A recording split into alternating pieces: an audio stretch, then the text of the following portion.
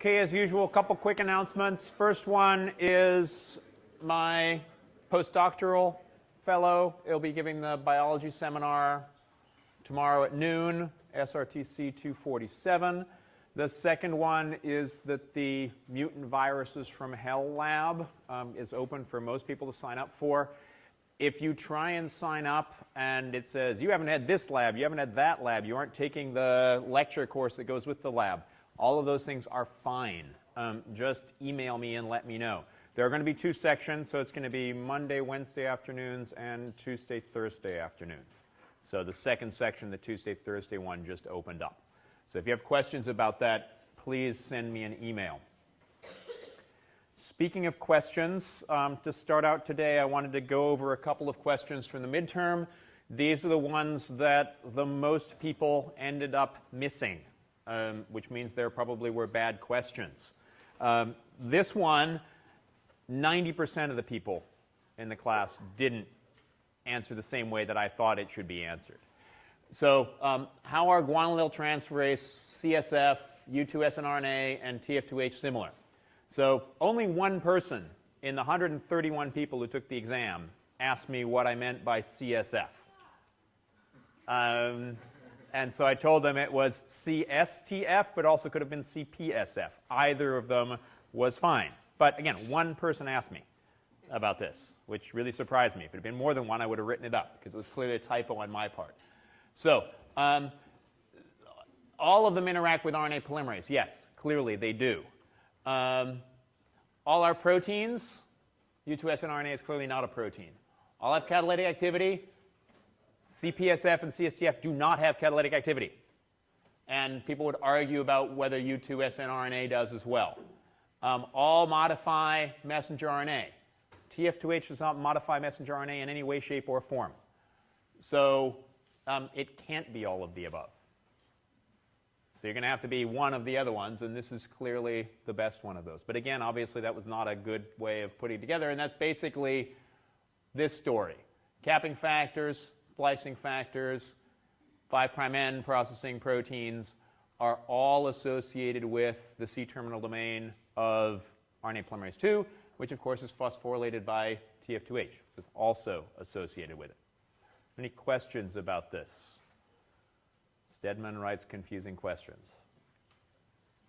Okay, the next one, and this is a lot better. Only about 25% of people, well, 75% of people didn't agree with me on this one. ATP hydrolysis and splicing is thought to mostly be involved in coupling to lariat formation, exon fusion reactions, changing RNA base pairing, changing protein structure, changing kinase activity. All of what's going on with ATP hydrolysis, the actual activity of splicing, making phosphate ester bonds, breaking phosphate ester bonds, are basically energetically equivalent. So you don't need ATP hydrolysis to do that. What you need ATP hydrolysis for is all of the RNA helicases, which are pulling apart the RNAs, putting them back together, pulling apart the RNAs and putting them back together. So that's where you need ATP hydrolysis for splicing purposes. Pardon? Changing base pairs, yes. But how is that changing base pairing if you're just pulling it apart to allow it to then... Because here we have base pairing between U1 and this GUA, UGU. Here we have base pairing between U6, UGU, and ACA. So this is changing base pairing. Changing base pairing that you have in the exon. It's also changing base pairing, which we didn't talk a lot about, between U4, U5, and U6. Okay, more questions on that, sorry, before I move on. Okay, this one. In the absence of telomeres, how many of the DNA strands of a newly replicated linear chromosome, now 2 copies, would be shorter than they should be? 0, 1, 2, 4, or 8. What I was looking for was this, thinking about what's happening at the ends of linear chromosomes. Because what happens when you replicate the ends, of course, you have Okazaki fragments, and you lose primers. Of course, what I skipped over on here is what's happening over here at the other end.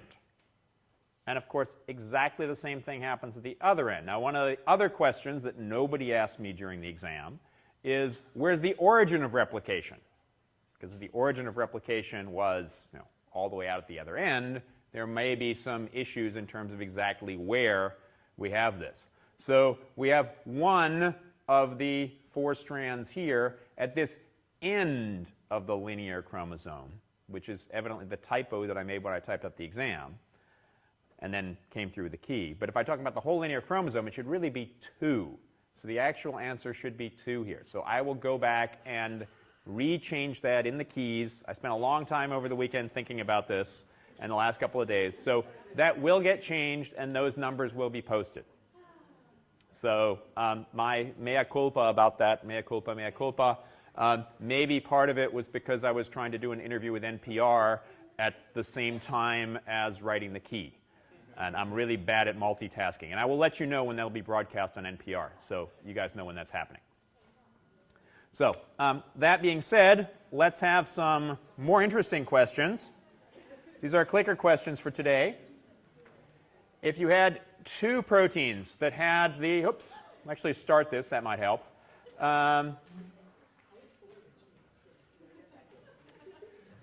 2 proteins that had the same zinc finger motif but different leucine zipper motifs that could freely bind each other, how many different DNA sequences do you expect they would bind to? None, 1, 2, 3, or 4?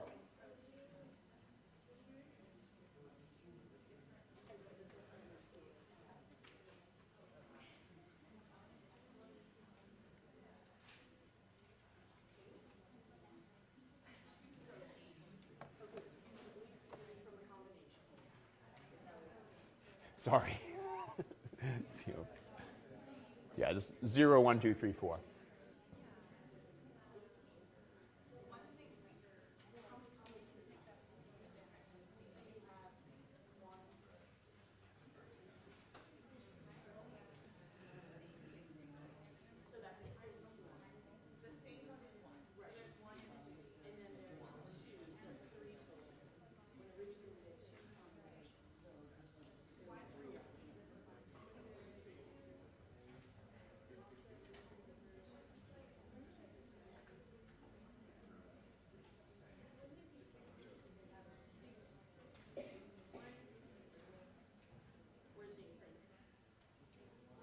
Ten.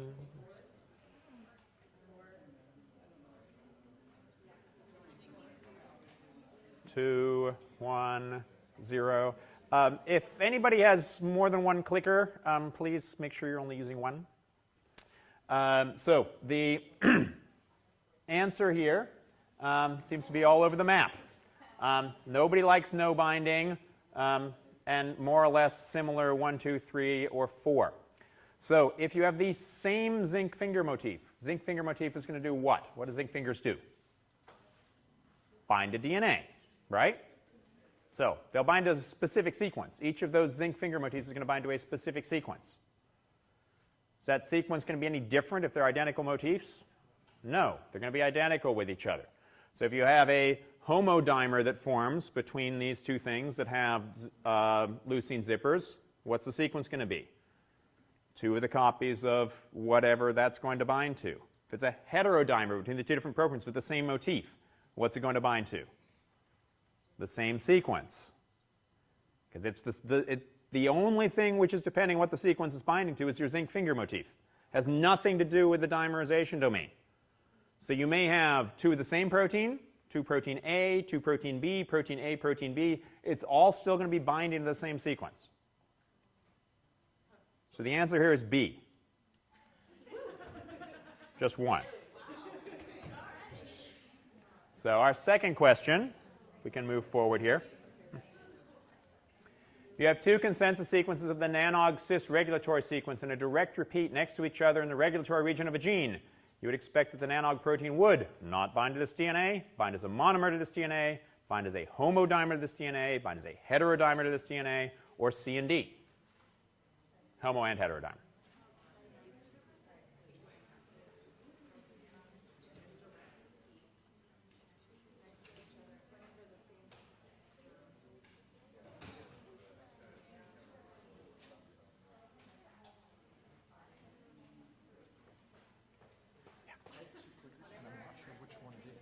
Okay. Okay, just let me know which one it is, and I can make sure that one of them gets recorded for. Because I actually have some that are non-registered, and so maybe one of them is confused. Just let me know what those questions are. The other one, but they got mixed up in my backpack, and I'm not sure which one Okay, is the one. just let me know, and I can actually do both of them for you, but only one will end up counting. Oh yeah. Just send me the registration numbers for both of them. That's fine. Yeah.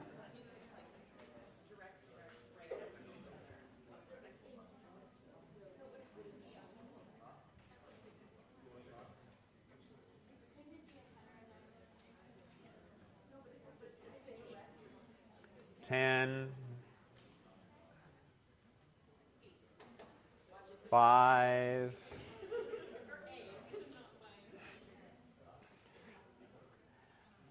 As I think I've mentioned before, I can see how people vote, particularly right at the end, and guessing is not always necessarily the good thing to do at that point.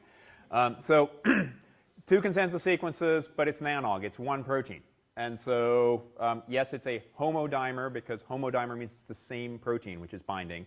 2 sequences, 2 of those consensus sequences means it's going to be binding really tightly to each of those sequences. So it's going to be binding as a homodimer to your DNA.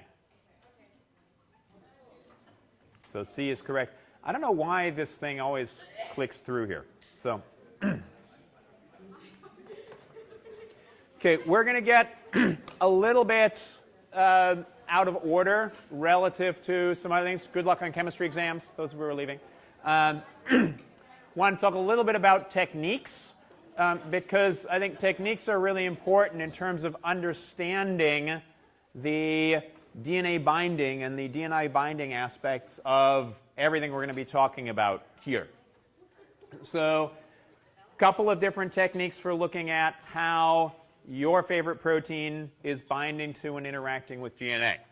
So the first one is what's called an electrophoretic mobility shift assay.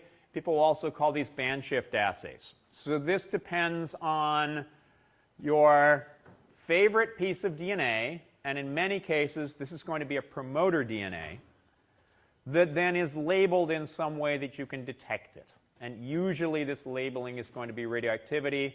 In some cases it may be some kind of fluorescent tag which is associated with this particular DNA. In the absence of any proteins, this DNA is going to migrate a certain distance in gel electrophoresis. If you have proteins that are mixed in with this mixture of DNA, so down here this band represents lots of different DNAs, a whole bunch of them. That's what these 7 bands are supposed to be. And then if you have proteins that are bound to this piece of DNA, each of those proteins is going to cause that DNA to look a little bigger because the protein's actually bound to it. And so you can actually see an example of this over here, only the example here is taken all of these and spread them out relative to each other. All of these are separation of the different proteins based on column chromatography, and we'll talk more about that right at the end of class. But the idea here is that each of these, say this C3 here, represents a protein or a protein complex which is bound to your DNA and causes it to go through a gel a little bit slower. So it's bigger. And so all you're looking at here is bigger, and bigger is because it's going through the gel a little bit more slowly. Yeah?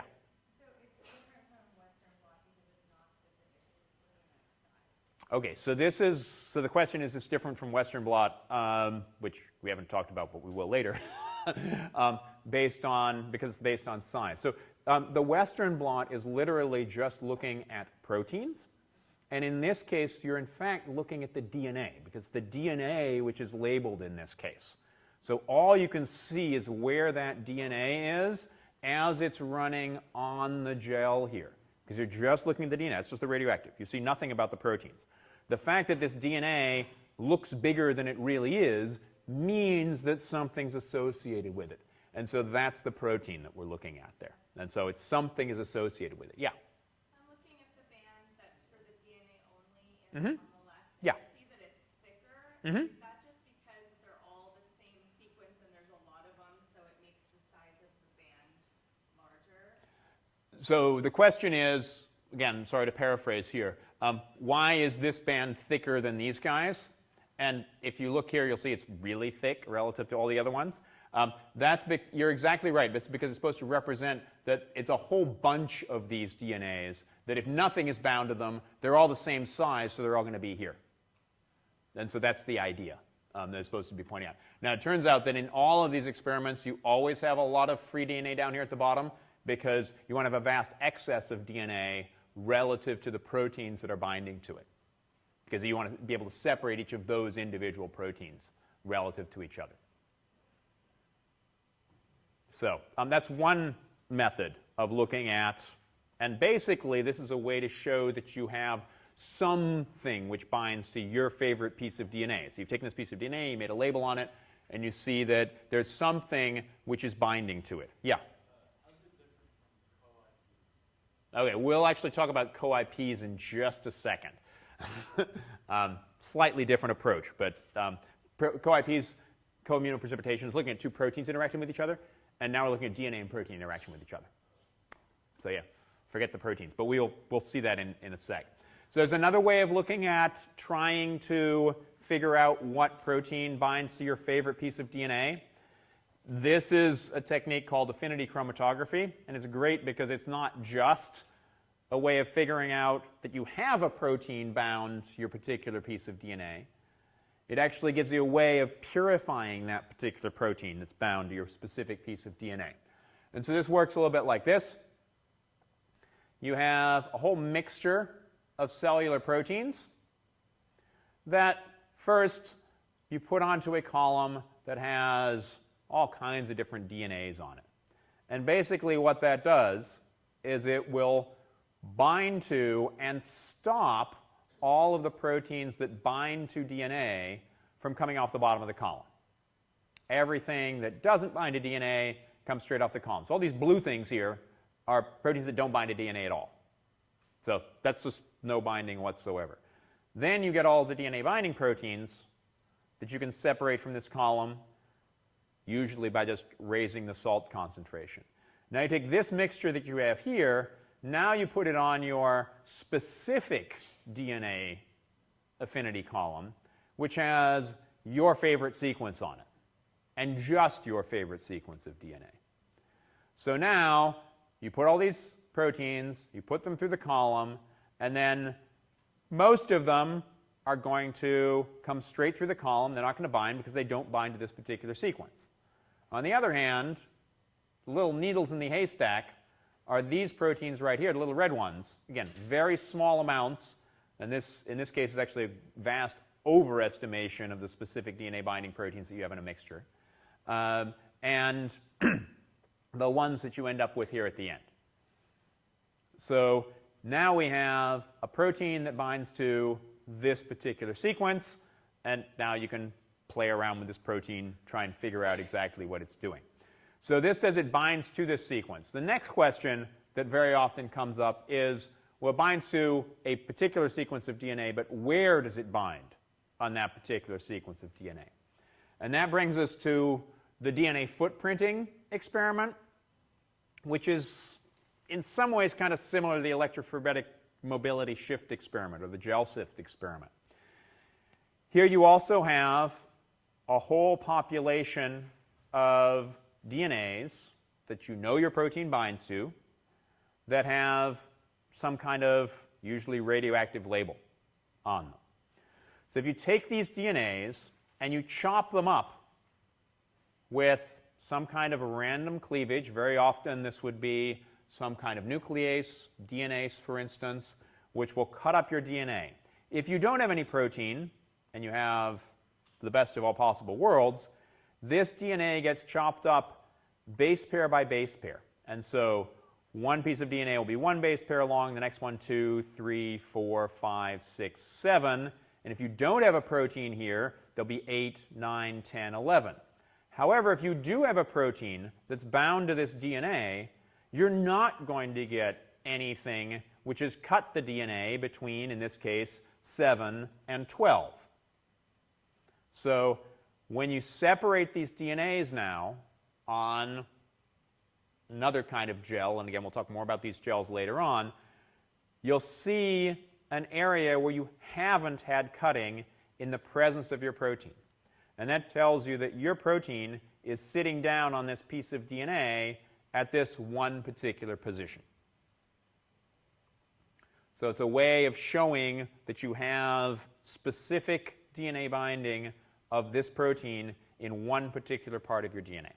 And you can figure out what the sequence is of this DNA and then identify literally what sequence this thing is binding to. So when we talk about NANOG, those consensus sequences, this is exactly how people figured out that that's what the kind of sequences were that this thing was binding to.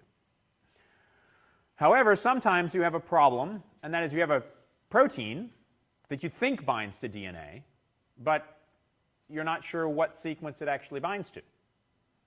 So you could try promoters, you do a band shift experiment, you see absolutely nothing, no change in the mobility of the band. You try all kinds of different DNAs, you see no change there whatsoever. So this is a way of trying to figure out what sequence a DNA binding protein binds to without knowing that sequence at all. And this is, in fact, a very similar process to what we talked about with the in vitro selection for RNA enzymes. Basically, you start with a large pool of random sequences, completely random sequences, and your favorite DNA binding protein. You mix these two together. You separate whatever DNA is bound by your favorite DNA binding protein through something like a band shift experiment, where you now just take the DNA that's bound to that protein. And usually what happens is you go back, you do this again, you do it again and again and again. It's this repeating process. And then, after you've done this multiple times, you now separate the DNA from your protein and then sequence that DNA. And so you've come from this random mixture. Now you find the light green one that happens to be binding to your favorite protein. So this is great, but it depends on having really random sequences, and it doesn't actually really tell you what it's binding to inside the cell.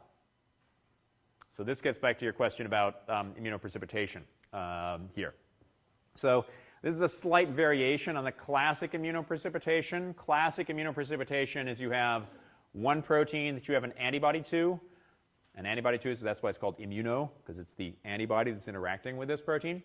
So that interaction, usually the immunoprecipitation, you'll have an antibody to one protein, and you'll see what other proteins get bound to that first protein by using the first antibody. So immunoprecipitation is looking at protein-protein interactions. One of them has an antibody, the other one comes along for the ride. This case is very similar to that, only now you're looking at what DNA that protein is actually interacting with.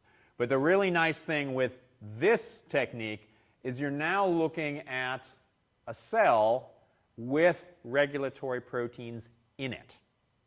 And so what you do is you have a cell, growth conditions, say development, say a newly fertilized embryo, take your pick for whatever kind of conditions you have here for your cell. Then you break open the cell and really quickly cross-link any of the proteins, and cross-link is just a chemical bond that forms between the protein and the DNA. Then you break this DNA into lots and lots of tiny pieces, and this is quite easy to do. One easy way is just using DNase, nice, non-specific DNA cleaving enzyme. And then you've got lots and lots of different pieces of DNA, some of which are bound to proteins. Now what you need to do is separate out the ones that are bound to your protein from every other one. And that's where you have the antibody. So the antibody is now to your favorite protein. In this case, it's the yellow protein. So now use the antibody to bind to this protein.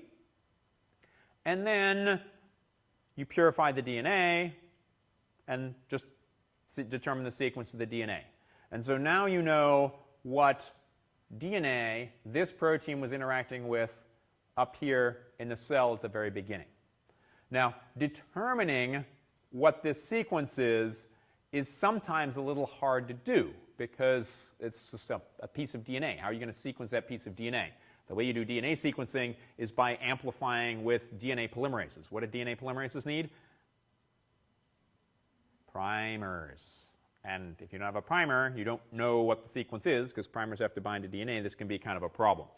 One way that people have dealt with this is using this chip-to-chip. Okay, what the heck's chip-to-chip? So CH capital IP is chromatin immunoprecipitation. And chip here just stands for microarray. So you've gone to all this effort to take your microscope slide, put all the spots of all the different genes on it. And now what you can do is take the DNA that you've gotten out of your chromatin immunoprecipitation experiment and see where that hybridizes on your microarray. And so that will be a way to identify where that particular sequence is. Another way to do this is to just randomly sequence absolutely everything, and that's what more people are doing these days, and that's what people would call a chip-seq experiment. So kind of like we talked about last time when we looked at all of the short RNAs that are parts of all the exons, when you just purify all the RNAs from something and sequence the ... out of them.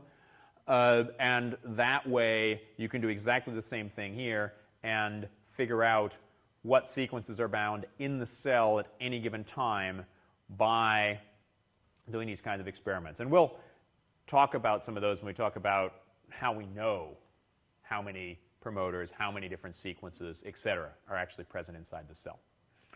So now wanted to back up a little bit and talk about what people have now discovered using these kinds of techniques in terms of how genes are actually being regulated. We talked last time about the individual DNA binding proteins and how they associate with the DNA, the various different motifs. A lot of them are dimers, they'll have half sites, et cetera, that interact with each other.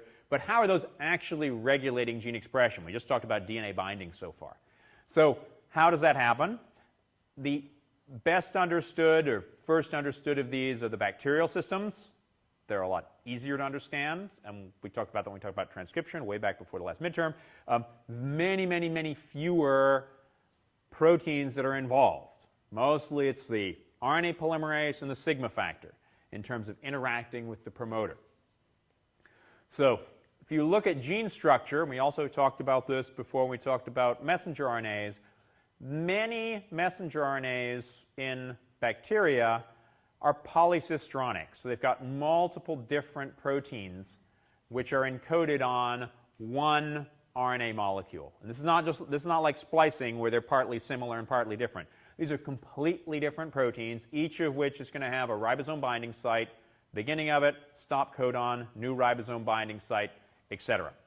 So these are all made from one big messenger RNA molecule from, not surprisingly, one promoter, because that's where the RNA polymerase is going to come down and bind to. So people, particularly Charlie Yanofsky at Stanford, starting in the 60s and 70s, started studying this one particular set of genes, which they call the Operon. And the reason they call it the Operon is because it all seems to be regulated in the same way, and people then discovered this particular sequence called the operator. Now, what's the operator do? The operator controls the Operon. Again, not necessarily great terminology here, but the idea is that the operator is now a DNA sequence that regulatory proteins can bind to. And then when they looked at exactly where this operator sequence was, it turned out to be right in the middle of the promoter. This is a classic E. coli promoter. This little yellow square corresponds to -10, and this little yellow square corresponds to -35, exactly. So if you have an operator right here, there's a DNA binding protein that could interact with it. If your DNA binding protein does interact with it, say here, the RNA polymerase can't bind because it's right between the -10 and the -35.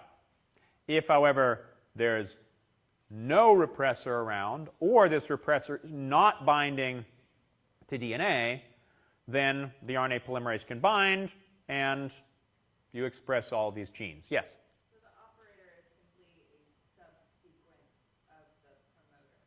So in this case, the operator is a subsequence inside the promoter. Yes?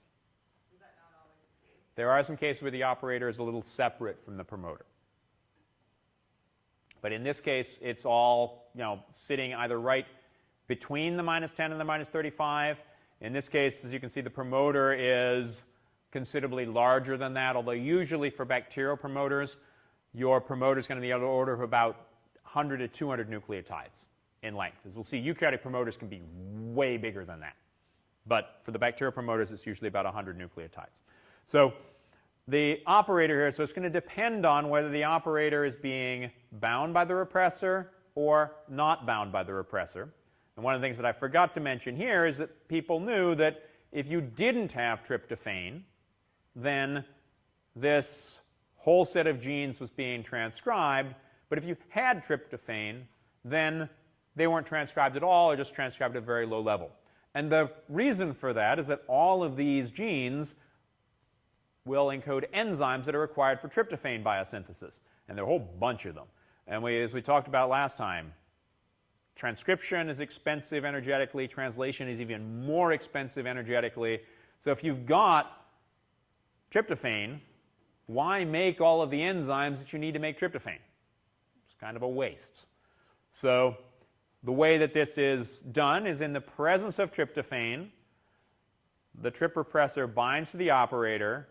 You don't have the polymerase binding. You're not going to transcribe the genes. You're not going to make all of these proteins. However, in the absence of tryptophan, tryptophan is one of those 20 amino acids. You do need it. So in the absence of tryptophan, there's no binding by the repressor, and you have transcription of all these genes. You can make tryptophan. So what's happening when you have tryptophan binding here? Turns out that we know the high resolution structure of the Trp repressor. Again, not terribly surprising. This is the gene which does the job. So the Trp repressor is this gene regulatory protein. In the absence of tryptophan, it has a particular structure. And it turns out that particular structure is just slightly different than the structure in the presence of tryptophan. And that difference has to do with exactly where this recognition helix of a helix-turn-helix motif is relative to the DNA. So in the absence of tryptophan, these are a little offset relative to each other. It doesn't bind to DNA. In the presence of tryptophan, you have this slight change. They bind perfectly into the adjacent major grooves relative to each other. And that's all that change is. This is a classic example of an allosteric change. There's binding of tryptophan, which changes the structure of your protein elsewhere. So this is how the Trp repressor works. Again, presence of tryptophan binds to the DNA, blocks transcription. In the absence of tryptophan, doesn't bind, is not going to block transcription. This is also what's called negative regulation. Negative regulation is just the binding of a repressor to your DNA, which blocks transcription, blocks the RNA polymerase from coming in. For a long time, probably actually about 10 or 15 years, people thought this was the only kind of transcriptional regulation there was. And one of my professors in graduate school tells this wonderful story of how he just gave his first presentation at a scientific meeting about something he thought was actually a positive regulator. And the guy who basically discovered negative regulation was sitting in the front row, just had gotten a Nobel Prize, and said, "Hey, there's no such thing as positive regulation," and stormed out of the room. Turns out this guy was right. There was positive regulation. But we'll get to that in just a second.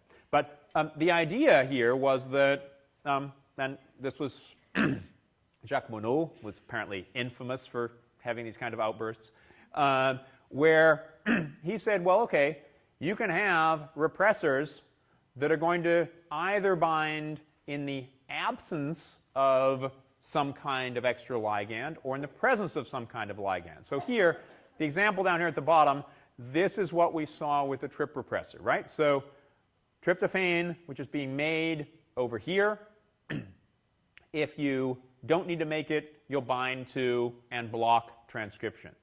If, however, you have a situation where in the presence of ligand, presence of something, you want to have all these genes on, and we'll see this is true for the lac operon, where you actually can break down lactose. Breaking down lactose, if you have lactose around, you want to make these genes. If you don't have lactose around, why bother making these genes? And so it's just the presence of a repressor. So a repressor is preventing transcription, and whatever ligand there is there, again, this could be tryptophan, could be something else, it has an allosteric regulation, it'll change the structure of the repressor. So here, you can turn your gene on in the presence of something, you can turn your gene off in the presence of something. That's all you need, right? On, off, no problem. Well, that was great, wonderful, but of course, they were wrong. There are other ways of doing this. And basically, we talked about in terms of repression, it's blocking polymerase binding. But the opposite would be, of course, stimulating polymerase binding. So that's exactly what positive regulators do. And positive regulators help binding of the RNA polymerase to the promoter. Just like we had before, this can be in the presence of ligand they bind, in the absence of ligand they bind, and will give you now induction of transcription in the presence of these activator proteins as opposed to repression in the presence of activators. Now, one of the things you'll notice here is the binding site for this activator is not right in the middle of the promoter like you have for most of the repressor proteins. It's actually next to the -10, -35 sequence, which is where you have the RNA polymerase associating. So most of these are going to be right next to where you have your polymerase binding. The classic example of this is, unfortunately, a protein that has two different names, but it's the same protein, either CAP or CRP, catabolite activator protein, or the CAMP response protein.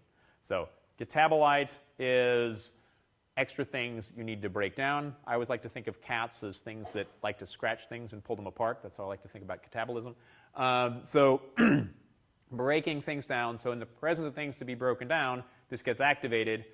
Turns out that in a starvation response, you make a whole bunch of C, A, and P, and either of these. Two different sets of researchers. Some called it this, the other ones called it that. Again, it's the same protein. Yes?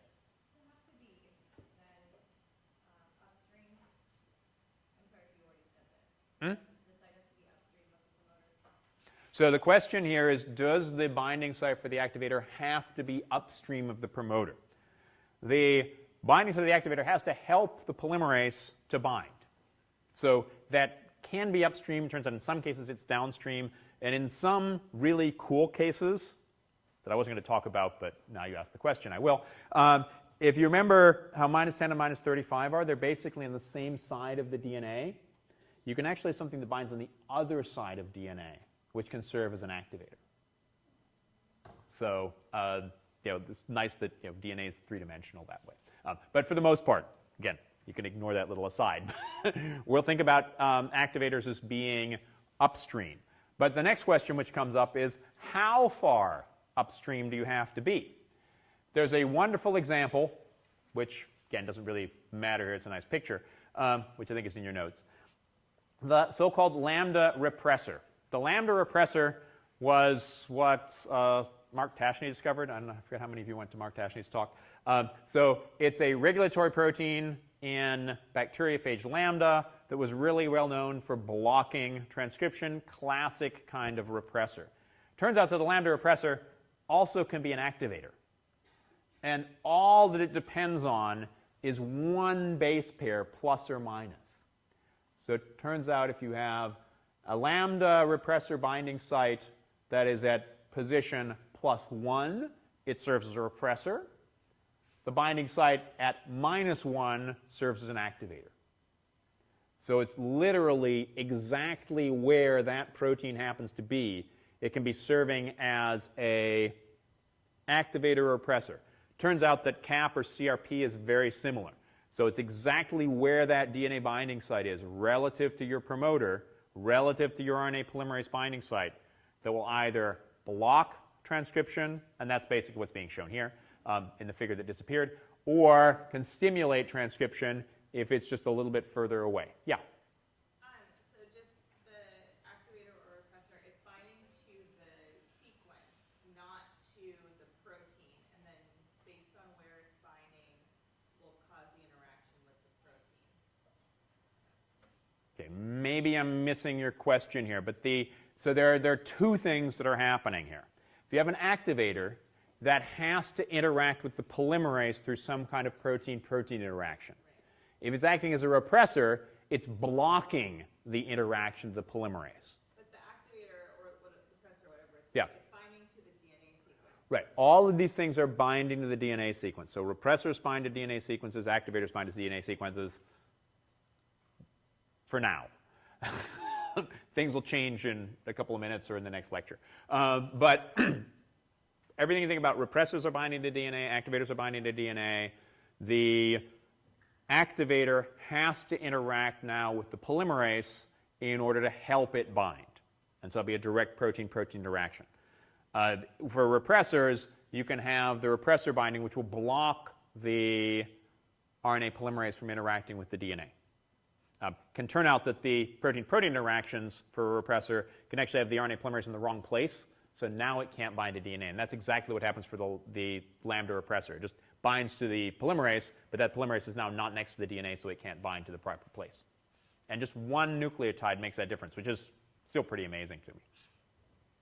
So let's talk about a classic example, and in fact, this is the one that Monod was working on originally. This is the lac operon. So again, operon, multiple genes that are being regulated by one operator sequence. So it turns out here, the operator sequence for the lac operon is not between the -10 and -35. It's actually much closer to the +1 position. But the lac repressor binds to this operator and basically acts like a classic repressor. When you have DNA binding, it blocks the binding by the RNA polymerase. You don't have normal transcription that takes place. This particular case is one of those regulatory proteins which will only bind to the DNA in the presence of a particular ligand. In this case, it's lactose. Lactose can be broken down into glucose and galactose. The cell can use those for metabolism. In the absence of lactose, there's no reason at all to make these genes because they can't work on any of them. The LAC-Z gene here is a beta-galactosidase that literally splits that lactose into glucose and galactose. So absence of lactose, why bother making this gene? However, if you have glucose around, why should you bother making these genes either? Because you're making glucose, but you already got glucose. So again, it's not worthwhile to make these genes. And so in the presence of glucose and the presence of lactose, you don't make it. In the presence of glucose and the absence of lactose, you're not going to make it. But in the absence of glucose and the absence of lactose, now you'll also have no lactose, repressor binds here, but lack of glucose. Now we have this CAP protein, or CRP protein, that we talked about before. This is now a protein that when the cell is starving will bind to cyclic AMP, binds to cyclic AMP, will bind to the DNA. This is our classic activator. It should help the polymerase to bind to the DNA. But there's this repressor here. And so the repressor blocks binding by the RNA polymerase. It's only in the absence of glucose and the presence of lactose that you now have activated CAP, because again, lack of glucose, and no lac repressor because you have lactose around. Now you finally get expression of this operon. Now, as I mentioned, this was what Monod was working on. So this is a positively regulated promoter because it needs this positive regulator. Why did he never see this? Any ideas? Because he, sorry. Did they always have glucose when they tested it? Yeah, so the idea is, did they always have glucose when they tested it? If they always had glucose, in fact, they would never have seen anything here. It's actually they always had no glucose. They were in starving conditions. And so presence of lactose. So it was plus or minus lactose. So basically they ignored all of these plus glucose solutions and were down here. They had this activator protein that was always there all the time. but they didn't notice it. There's all genetic experiments that were done at the time. So here is a really nice example. Again, I don't know if the right term for this would be maybe appropriate, but the model system that was used to show the repressor model, and it was only negative regulation that took place, actually is also positively regulated. Okay, so that's sort of the classic case for bacteria. You have repressors that are going to bind presence or absence of ligand. You'll have activators that will bind present or absent ligand. And then in some cases, you'll have mixtures of the two of them. Again, like here we have in the lac Operon. So that is getting back to your question about, do all these things always bind next to or inside the promoters? Turns out that there are a number of promoters, and one in particular, if we can switch over here really quickly, that is near and dear to me.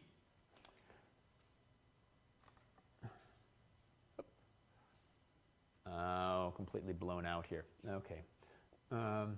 So it's appropriate this is yellowed because, monomer, monomer, dimer, dimer, domain, domain, and protein, protein interactions, the enhancer binding protein NTRC by some guy who we don't really care too much about. This is my PhD thesis. So I actually worked on these things. So partly why I'm interested in what's going on here. So quick aside there. Turns out that not all bacterial proteins interact with the polymerase when they're sitting right next to that. And some of you may have noticed it was the enhancer binding protein, NTRC, that I was working on. What the heck is an enhancer? Well, the enhancer is a DNA sequence which can be very, very far away from the promoter, but still, when you have a gene regulatory protein that binds to it, it can influence binding by the RNA polymerase. And these enhancers can be literally tens of thousands of base pairs away from where you have, and this actually should really be here, core promoter if we're talking about it, in particularly eukaryotic cells, but basically where the polymerase is binding. It can be tens of thousands of nucleotides, and these, in this particular case, can be upstream or downstream of the promoter, because it's really, really, really far away.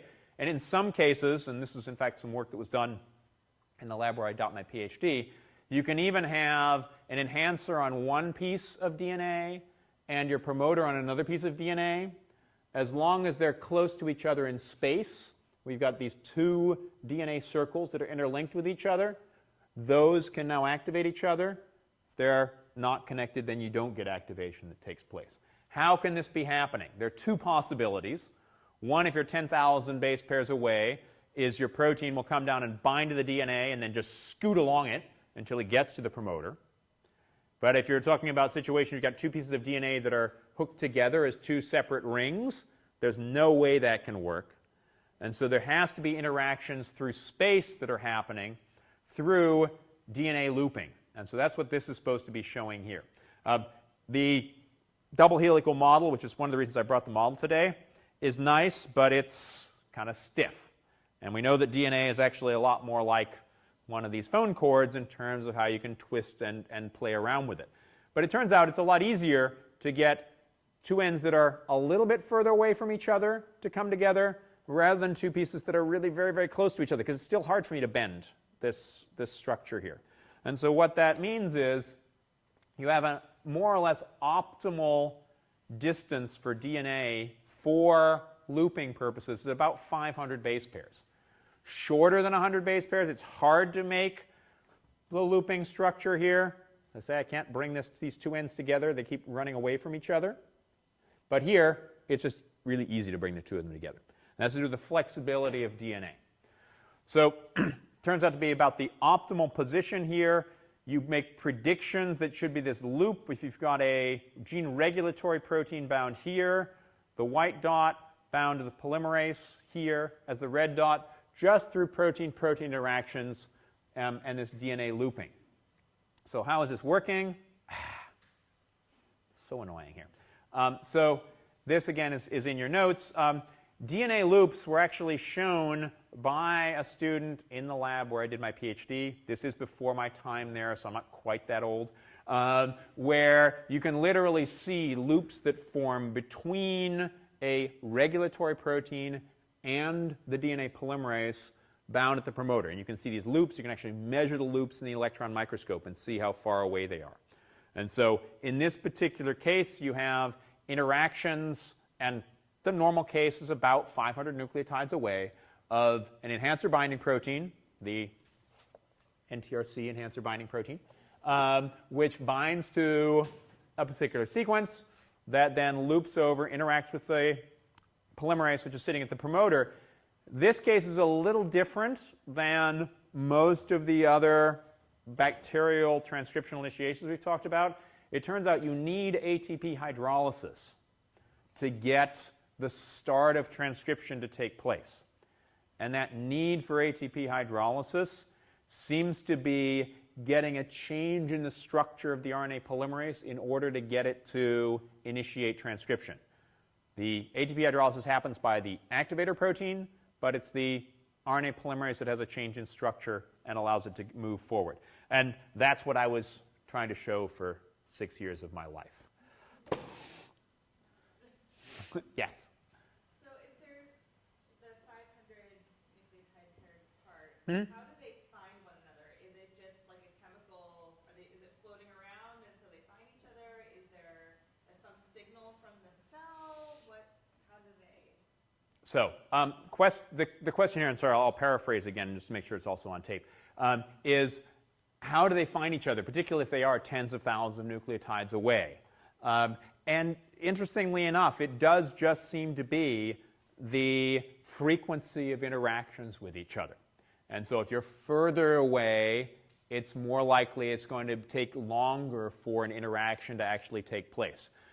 We'll see at this rate, probably on Friday, that some proteins will actually bend a DNA in a particular place to help bring things closer together. And so it's the structure of DNA that can help. But if there's no particular structural or bending proteins that happen to be there, it's going to be an optimum at about 500 nucleotides away, and it's going to get lower and lower the further apart you get. Yeah, second one, yeah, I'll get to you in a second. We're still talking about bacteria, but it turns out that very similar things happen in eukaryotes too. Yes? Sorry. Okay, yeah. By different DNA molecules, this means you're looking for an enhancer to be on a different chromosome? Or what are we talking about? Right. So the question is here, could an enhancer on one chromosome be interacting with, say, a promoter on a different chromosome? And because this thing can work at very large distances and actually literally on different DNA molecules, you end up clearly having a problem. Because if you have an enhancer binding here, what promoter is it supposed to be interacting with? There could be one way over there, it could be one over here, it could be one right here. Which one's it working with? We'll get back to that. It's a great question. And the answer is there may be a couple of examples of chromosome to chromosome, but very rarely. So what do you mean mostly when you say different DNA molecules, like the plasmid? Yeah, so in the case where, so when I was talking about different DNA molecules where they got it to work, they're plasmids in this case. They're very small DNAs that are literally connected to each other in space. They're like chain linked to each other. So they're two separate circles, but they're circles that are interlinked with each other, also called catenanes. And so if they're linked together to each other, you have an enhancer over here that works on the promoter over here. If they're not, that frequency goes way, way, way down. Okay, I wanted to talk about one other kind of regulatory mechanism in bacteria, because after all, there are more bacterial cells in us than there are of our cells, so at least as important, way more on the planet. This is another way that bacteria can regulate what genes are being made at any particular time.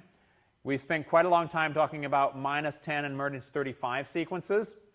It turns out that -10 and -35 are sequences that are recognized by one kind of sigma factor. I hadn't mentioned before, but it turns out there are lots of different kinds of sigma factors in bacteria. And these different kinds of sigma factors, not surprisingly, interact with different sequences. So for instance here, the sigma 54 sigma factor, and they just name these numbers because that's the size of the sigma factor in terms of kilodaltons. The sigma 54 sigma factor actually binds to -12 and -24 relative to the transcription start site, and it binds to different sequences. All of these different sigma factors bind to different sequences in your promoter, and will get the RNA polymerase to bind to these different particular sequences.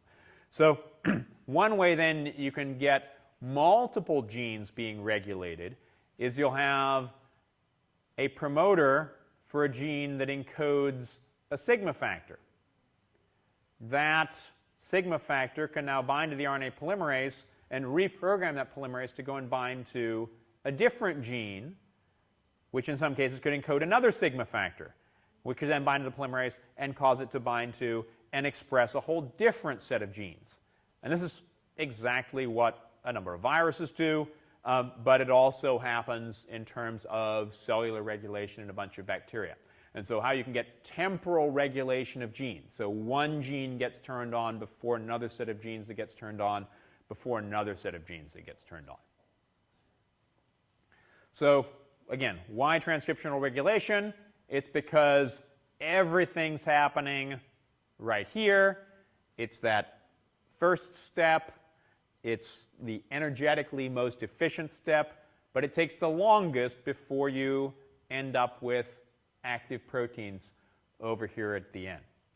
So I'm going to spend the last couple of minutes talking about eukaryotic transcriptional regulation, which is basically taking what we've talked about from bacterial transcriptional regulation and adding chromatin to it, a whole bunch more general transcription factors rather than just the sigmas, and then these enhancers that are all over the darn place. So if you look at eukaryotic transcription, promoters are really small, genomes are really, really big, and so even for eukaryotic promoters, even the cases that are thousands of nucleotides long, you still have the binding by the RNA polymerase to tens of nucleotides. Your TATA box, your BRE, your downstream promoter element, these are all within about 50 or 60 nucleotides of each other. Genomes, take the human genome, 6 billion base pairs if you're talking about the diploid. So finding that needle in the haystack, finding those really small promoters can be a big problem. And we have, as we talked about before, enhancers, regulators can bind a really long way away. RNA polymerase II needs all of these extra transcription factors, TF2B, TF2D, TF2E and F, which we didn't talk about, TF2H. All these things have to come together at the promoter to get transcription to take place. It's not like the nice easy case in bacteria, sigma factor polymerase, boom, you're good to go. Here you've got to get all these other things that need to come together. So yes, there's lots of things that have to happen, but at the same time, this allows regulation at all of the different steps. So you can regulate, and this, by the way, PIC just stands for pre-initiation complex. So pre-initiation complex is once you've got all of your proteins together, the polymerase, all your general transcription factors, et cetera, getting each of those things to the right place is something that allows you regulation. So you can regulate how you get the first general transcription factor bound. You can regulate how you get the polymerase bound. You can regulate how you get all the other proteins bound. And so that gives you this different regulatory possibilities. So why should we care? Or why should you care? Because it turns out that expression of just 4 transcription factors is a gene regulatory proteins, including nanog that we talked about last time, in a fibroblast cell can basically reset the clock and make it turn into a pluripotent stem cell, which is basically like an embryo. And this is really amazing stuff that happened literally. It was published in 2009, the Nobel Prize in 2012 for doing this. It's basically gone and taken all the stuff we talked about, somatic cell nuclear cloning with Dolly, et cetera.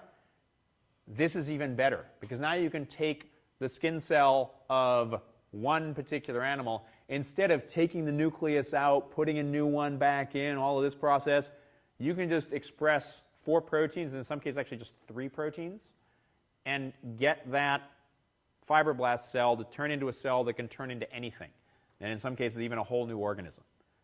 Really kind of mind-blowing stuff, the whole sort of idea of these stem cells. So that, in and of itself, I think means why we should be studying some of these gene regulatory proteins. The other thing is that people have done experiments like we talked about right at the beginning of lecture, these chromatin IP experiments, DNA footprinting experiments, gel shift experiments with the human genome. There are over 500,000 different protein binding sites in the human genome, which is pretty amazing. Now, okay, they're not all going to be promoters. They're not all going to be things which are going to be causing some kind of gene expression, but that's a good percentage, almost 10% of the genome are these protein binding sites. What most of them are doing, we don't know, but there's a whole bunch of protein binding that's going on there. We do know that there are over 70,000 promoters in the human genome. But wait a minute. Dr. Stedman, you said there are only 20 or 30,000 protein coding genes and maybe 20,000 non-coding RNA genes. Where the heck do all the rest of them come from? I don't know. And nobody knows. But when we talk about the promoters here, this is where you're having binding by the general transcription factors, binding by the RNA polymerase, all pre-initiation complexes that are forming at these particular positions. So there's a lot of RNA polymerase II binding inside your cells. There are about 70,000 of these sequences that have tautoboxins, BREs, downstream promoter elements, where you have RNA polymerase II binding. But then you have all kinds of other binding sites. You've got binding sites for gene regulatory proteins that are right next to where you have the binding site for all the general transcription factors. These guys are acting a lot like what you see in bacterial promoters. They bind right next to this. Maybe they'll overlap a little bit. They'll block binding. They'll bind right next to it, help binding. This is pretty typical. But then you also have all these enhancers, which can literally be tens of thousands of nucleotides away. They can be downstream over here. They can be upstream over here, etc. The RNA polymerase itself is also associated with this complex of multiple different proteins called the mediator, about 20 different proteins. All of this comes together in order to get transcriptional regulation to take place. So lots of DNA looping, lots of different protein-protein interactions, all to get the beginning of transcription to actually take place.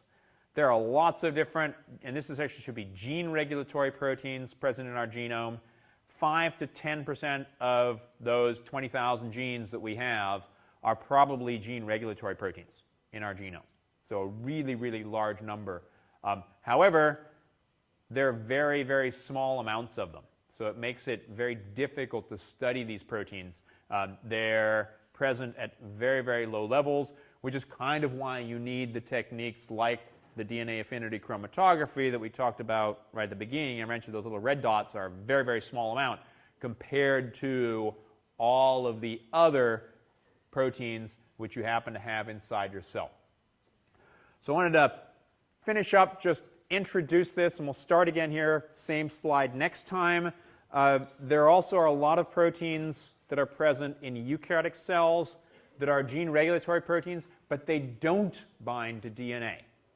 And these are all called co-activators and co-repressors. So they're gene regulatory proteins that are not interacting with the DNA, but still have a gene regulatory role. And we'll talk about how those are working on Friday. I do have your scantrons up here if you'd like to come and collect them.